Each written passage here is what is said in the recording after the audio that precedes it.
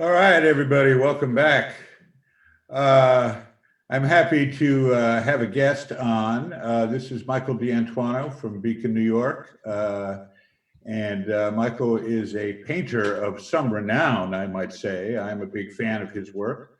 Last week, the reason we're speaking to Michael tonight is last week was Pete Seeger's would have been Pete Seeger's 101st birthday.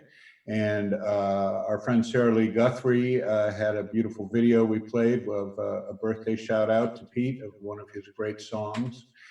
And I was hoping to speak with Michael last week, but I ended up floating around in space and was unable to accomplish that. So this is Michael D'Antuono, who is definitely a bona fide Club Helsinki open mic hero. He's been on our stage before. We've talked about this and that. And Michael's artwork touches on a lot of subjects that Pete's music did, including environmentalism, anti-racism, anti-fascism, stuff like that, which has always been very important and continues to be very important. And I just wanted to say hi to Michael and talk about Pete Seeger a little bit, because Michael got to know Pete down there. Hello, Michael. How are you?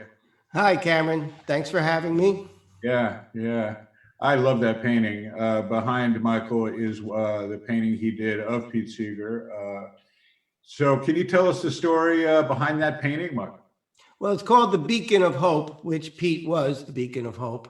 And I did it to put in the town crier, a place where Pete had performed many times.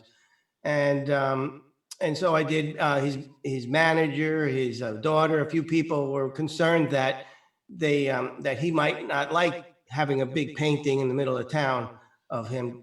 So they took me up to meet him in his cabin. And we got along very well, because it turns out that, Pete, I found out Pete was singing about all the issues that I've been painting about. Yeah. Only he's been doing it much longer. And so we got along really nicely. It was a wonderful visit. After which he, at 94, he says, well, I'm going to go chop wood now.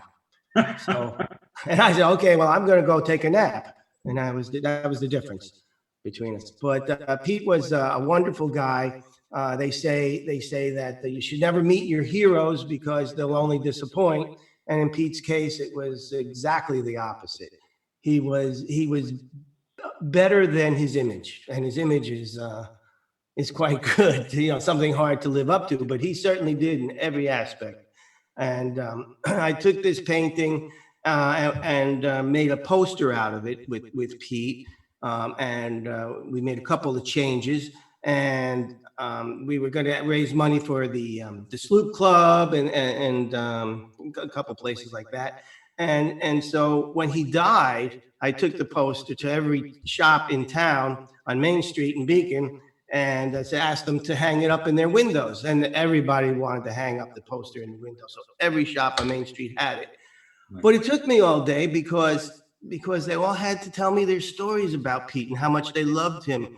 And how one guy told me he signed for his first car. Another person said, he did a little concert just for the kids at school so they could have money for something or another. There were so many stories like that, it's hard to remember.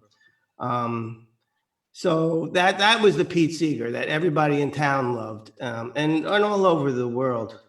I just thought of another Pete's story that you hadn't heard, probably, that Bruce Springsteen did only one album of covers in his whole career. He didn't cover other people's work, really, but he did an album of just Pete Seeger songs. Really?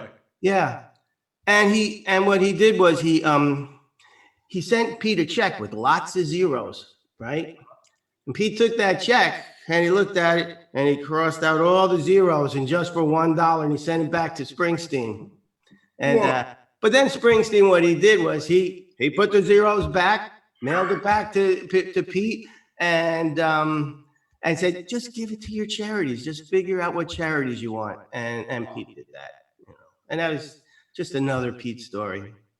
Wow, so amazing. Yeah, Pete Seeger was a big presence in my house growing up as a child. First music I ever listened to was Pete Seeger with the Almanac Singers. The Almanac Singers started in the early 40s, and they were really, I mean, they were the quintessential folk music, the music of the people, and the music of resisting the things that need to be resisted, racism, environmental degradation, fascism, certainly. And I really regret that I never got a chance to meet Pete, get to know him, but I'm glad you did, Michael. And I would encourage everyone, if you're not familiar with who Pete Seeger was and his legacy, I would suggest you do a little research. He wrote just the quintessential music of the people. And I would also urge you to check out Michael's website, which is artandresponse.com.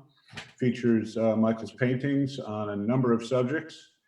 And onward and upward. Stay safe during the pandemic, Michael. It's great seeing you.